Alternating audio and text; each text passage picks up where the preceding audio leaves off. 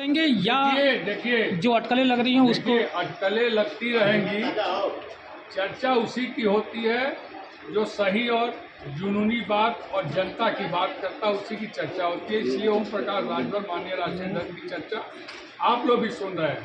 आज तक और अभी तक हम समाजवादी पार्टी के साथ हैं, और आगे अब कल क्या होगा किसने देखा है, किसी ने नहीं देखा है, तो कल क्या होगा उसके बारे में नहीं बोल सकता हूँ, लेकिन आज तक हम समाजवादी पार्टी के साथ हैं।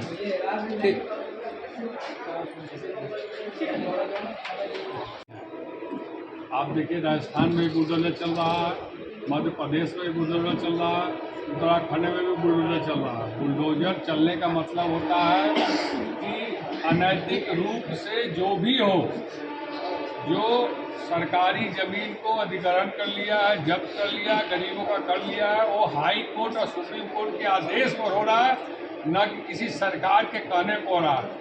जब तक सुप्रीम कोर्ट या हाई कोर्ट आदेश नहीं देती है तब तक बुलडोजर का चक्का हिलता भी नहीं है। यह सरकार नहीं कर रही है। हाई कोर्ट और सुप्रीम कोर्ट में हमारे और आपके जैसे दबे कुचले शोषित पीड़ित लोग जो हैं, जो जाकर दरखास्त देते हैं और कहते हैं कि हमारे जरिए जो फलाना गुंडा और बदमाश कब्जा कर लिया है, उस पर हाई कोर्ट और सुप्रीम कोर्ट आदेश करती है, तब जाता है बुलडोजर तोड़ने के लिए। अब इसको बाबा का बुलडोजर कह लीजिए, चाहे सरकारी बुलडोजर कह लीजिए, चाहे प्राइवेट बुलडोजर कह लीजिए, तोड़ेगा तो बुलडोजर है, आदमी तो तोड़ेगा नहीं उसको। तो सुप्रीम कोर्ट और हाई कोर्ट के आदेश पर सब हो रहा है। आजम खान समाज चुनाव को देखते हुए संगठन को और मजबूती मिले और संगठन हम लोग जमीनी स्तर से फिर से मजबूत करें, जैसे विधानसभा में हम लोगों ने किया था उसी तरह और उससे भी अच्छा संगठन को चुस्त दुरुस्त किया जाए। उसके लिए उत्तर प्रदेश की सारी कमेटियों को भंग करने के बाद कुछ कमेटी के पदाधिकारियों का वो राष्ट्रीय नेतृत्व ने नवनिर्वाचित नियुक्त किया, जिसमें बनारस जिले से हमारे 6 या 7 पदाधिकारी प्रदेश स्तर के और राष्ट्रीय स्तर के नियुक्त किए गए हैं। महानगर कमेटी बनारस आज उन लोगों का स्वागत कर रही है। उसी स्वागत की कड़ी में आज महानगर कमेटी के प्रभारी जागेश्वर राजभर जी, छप्पन राजभर जी, दशरथ राजभर जी, जिला कमेटी के महिला मंच के नेता और प्रमुख महासचिव सभी लोग जुड़कर और हम पदाधिकारियों का स्वागत कर रहे हैं। वही आज का कार्यक्रम है। अगर बात की जाए प्रवक्ता साहब की, एक तरफ शिवपाल यादव जो गठबंधन के हैं वो बीजेपी की सराहना कर रहे हैं, दूसरी ओर जाके आजम खान से मिल रहे हैं, इस पर क्या कहेंगे? अरे आजम खान के पुराने दोस्त हैं और शिवपाल जी को अच्छा लग रहा है बीजेपी की सराहना कर रहे हैं, उसको क्या करना है? लगातार बुलडोजर चल रहा है। बुलडोजर तो चलेगा ही, बुलडोजर चलने में क्या दिक्कत है? जो जैसा करेगा वैसा पाएगा।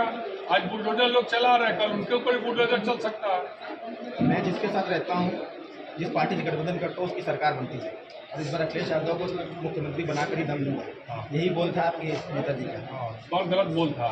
बन गए मुख्यमंत्री। अरे जब हर विधानसभा में 15-15 हजार वोटें कटवा दिलो तो कौन हम सरकार बना पाई? या तो सीधे सीधे घोटाला करके सरकार बन गया ना।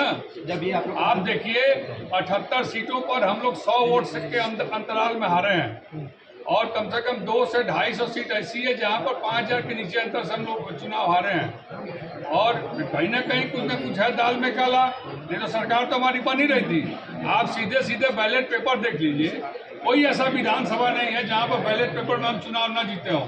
अगर बैलेट पेपर के आधार पर ले लेंगे तो 301 सीट हमारी गठबंधन जीती है। लेकिन अब क्या करेंगे? ईवीएम का जमाना है और ईवीएम में दिमाग है, और दिमाग लगा के लोग जीत गए, नहीं तो हम लोग चुनाव जीती रहते। आपने भी देखा था चुनाव के पहले क्या लहर चल रही थी। इस MLC चुनाव भी खत्म नहीं हुआ। MLC चुनाव तो मालूम है आपको किस चीज़ का चुनाव होता है? सरकार का, सत्ता का और पैसा का चुनाव होता है। अब यहीं पर देख लीजिए, आप कह रहे हैं बीजेपी की वाहवाही तो कर रहे हैं आप, कहा नहीं बीजेपी जीत गई बनारस में? वाहवाही नहीं कर रहे हैं, नहीं। आजम खान जी को बिना नोटिस के, बिना सूचना के प्रतिनिधिमंडल वहाँ पहुँच गया, और आजम खान जी अभी अस्वस्थ चल रहे हैं। उनको कोरोना की वजह से, जो क्षेत्र में कोरोना फैल रही है उसके वजह से जेलर ने सीधे मना कर दिया कि नहीं भाई, बाहर से बहुत लोग मिलने आए हैं, अगर एक कैदी को भी कोरोना अंदर हो जाएगा तो पूरा जेल में कैदियों को कोरोना जाएगा, इसलिए उनको मिलने से रोका गया। आजम खान ने मना नहीं किया।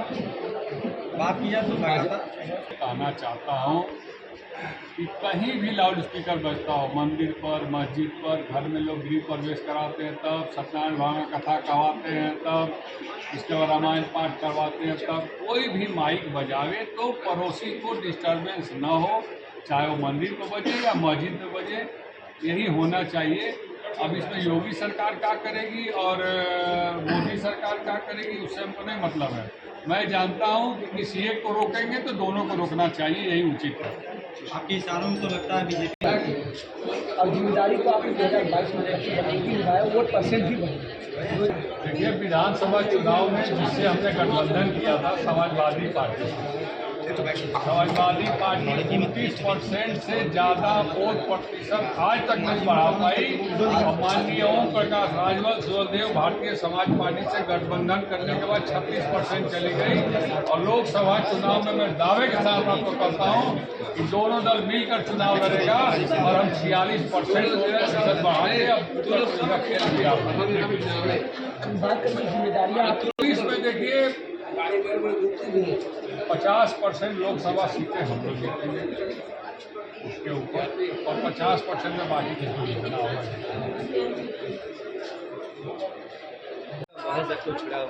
तो सर आप क्या कहना चाहते हैं इसमें सर? देखिए, अजान मुस्लिम समाज के मस्जिदों पर अजान का कार्यक्रम कोई नया कार्यक्रम आज का नहीं है। जब से मस्जिद और मंदिर बना है तब से मुसलमानों के मस्जिद में अजान होता रहा और हिंदुओं के मंदिर पर भी भजन कीर्तन पूजा पाठ के समय माइक बजता रहा। और आज हनुमान चालीसा को एक नया राजनीतिक रंग देने का काम किया जा रहा है। और मैं यह सरकार से और सभी से कहना चाहता हूं कि अगर मस्जिदों पर अजान का माइक बजता है तो मंदिरों पर भी हनुमान चालीसा या शंकर चालीसा, दुर्गा चालीसा, लक्ष्मी चालीसा भी बजना चाहिए। और अगर उसे ध्वनि प्रदूषण होती है, बच्चों को पढ़ाई लिखाई में दिक्कत होती है, कामकाज करने वालों को दिक्कत होती है, तो अजान को भी धीमी ध्वनि में बजाने के लिए सरकार आगे बढ़े।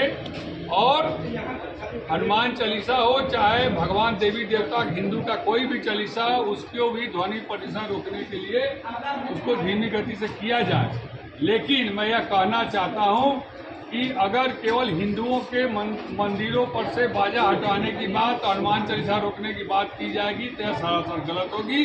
हो तो दोनों के हो, मस्जिद पर भी ना बजे तो मंदिर पर भी ना बजे। अगर मंदिर पर बज रहा है तो मस्जिद पर भी बजना चाहिए, और मस्जिद पर बज रहा है तो मंदिर पर भी बजना चाहिए। लेकिन सर हाई कोर्ट ने तो ये कहा है कि ये मैं भी कह रहा हूँ गलत है। लाउड स्पीकर अगर दिन भर में 5 बार बजेगा और किसी जगह दिन भर बजेगा तो पढ़ने लिखने वाले बच्चे भजन गाना सीख जाएंगे, किताब को भी पढ़ाई लिखाई भूल जाएंगे। ये तो नहीं बजना चाहिए। तो सर आपको ऐसा नहीं लगता कि इस धर्म की लड़ाई में खराब नहीं बजना चाहिए, इसको बंद करना चाहिए। आप बजाइए, आप उतना ही बजाइए जितना में आप केवल सुन सके। हम लोग घर में भी टेप और रेडियो बजाते हैं तो अपने लिए बजाते हैं ना, कि दुनिया के लिए बजाते हैं जी। तो मस्जिदों पर भी अगर अजान से दिक्कत हो रहा है, जिससे शिक्षा पर प्रभाव पड़ रहा है बच्चों पर, तो उसको भी धीमी गति से बजाना चाहिए। मेरा ये कहना। ये प्रथा तो 20 साल से चली गया, अभी क्यों? देखिए, जागरूकता धीरे धीरे बढ़ती है। 20-25 साल पहले जो चीज़ आज देश में है, मोबाइल नहीं था, टीवी नहीं था और बहुत सी चीज़ें नहीं थी, लेकिन धीरे धीरे जागरूकता बढ़ती है। अब जागरूकता के हिसाब से लोगों की जो मांग है उसको सरकार को पूरा करना चाहिए। कि रोक लगाना सही है, रोक लगाना सही है। रोक एकदम 100% रोक लगाना चाहिए। रोक लगाना मतलब बंद करना नहीं, लेकिन उसको मान लीजिए किसी कॉलोनी में मस्जिद है, अब रात दिन वहाँ बजा रहे हैं तो वहाँ विधानसभा चुनाव जीतने के बाद लोकसभा 2024 की तैयारियों को लेकर सुखदेव भारतीय समाज पार्टी ने उत्तर प्रदेश की सारी इकाइयों को भंग करने के बाद कुछ महत्वपूर्ण पदों पर महत्वपूर्ण लोगों को जिम्मेदारी देना शुरू किया है, जिसके तहत बनारस से आज करीब 7 या 8 लोगों को महत्वपूर्ण पद दिया गया है, जो संगठन को जड़ से मजबूत करें 2024 के लिए। उसी कड़ी में महानगर कमेटी के तरफ से महानगर प्रभारी जागेश्वर राजभर के नेतृत्व में आज नवनियुक्त सभी पदाधिकारियों का इनने अपने महानगर में स्वागत समारोह का कार्यक्रम रखा है और आपके बीच में हम लोगों का स्वागत हुआ है। उस कड़ी में हमारे अनुसूचित जनजाति प्रकोष्ठ के प्रदेश अध्यक्ष राकेश कुमार गौर जी को राष्ट्रीय अध्यक्ष जी ने नियुक्त किया है और सांस्कृतिक मंच के प्रदेश अध्यक्ष छोटेलाल बनारसी जी बगल में हैं, उनको प्रदेश अध्यक्ष बनाया गया। महिला मंच की तरफ से श्रीमती वंदना सिंह को महिला मंच प्रदेश उपाध्यक्ष बनाया गया है और मुझे पुनः प्रदेश प्रवक्ता फिर से बनाया गया है। आज अभी 4 लोग ही हम लोग यहाँ हैं जो नवनियुक्त अधिकारी हैं और साथ में हम लोग के पुराने साथी सुनील पटेल जी हैं, इधर दिनेश राजभर प्रमुख महासचिव हैं, हमारी महिला मंच की जिला अध्यक्ष हैं सोना राजभर जी, सभी लोग हैं यहाँ पर जिन लोगों ने मुझे हम लोगों का स्वागत किया है। बात किया जाए 2024 लोकसभा चुनाव की क्या तैयारियां हैं? देखिए, लोकसभा 2024 की तैयारी आपने विधानसभा भी देखा। विधानसभा में जिस तरह हम लोग तैयारी किए थे और विधानसभा में जिस तरह हम लोग पूरे उत्तर प्रदेश में जितनी पार्टियां हैं, चाहे भाजपा हो, कांग्रेस हो, बसपा हो, सपा हो, सबसे अच्छा अगर बेस्ट परफॉर्मेंस किसी ने किया तो स्वदेव भारतीय समाज पार्टी ने किया। पहले 4 सीट पर हम थे 2017 में, इस बार हम 8 सीट पर जीते हैं। 6 सीट हमारा प्रत्याशी जीता है और सपा अलायंस में हमारा प्रत्याशी सपा में जाकर 2 जीता। इस तरह से हम डबल हुए हैं। हम 100% मतलब हम कामयाब हुए स्वदेव भारतीय समाज पार्टी। बाकी जितने भी समाजवादी पार्टी भी 250 350 से ज़्यादा सीटों पर लड़ी लेकिन 111 सीट ही पाई। भाजपा 400 सीटों पर लड़ी, वो भी नहीं उतना पाई। जितना प्रतिशत वोट हमारा बढ़ा और हम जितना 100% चुनाव जीते वो किसी का भी नहीं रहा और 278 सीटों पर कांग्रेस पार्टी से हम आगे हैं, 150 सीटों पर बहुजन समाज पार्टी से हम आगे हैं। इस तरह से स्वदेव भारतीय समाज पार्टी फिर 2024 में इसी तरह इससे भी मजबूत संगठन बनाकर जमीन पर हवाई नहीं जमीन पर बनाकर और आने वाले लोकसभा चुनाव में परचम लहराने का काम करें। सर, क्या लोकसभा चुनाव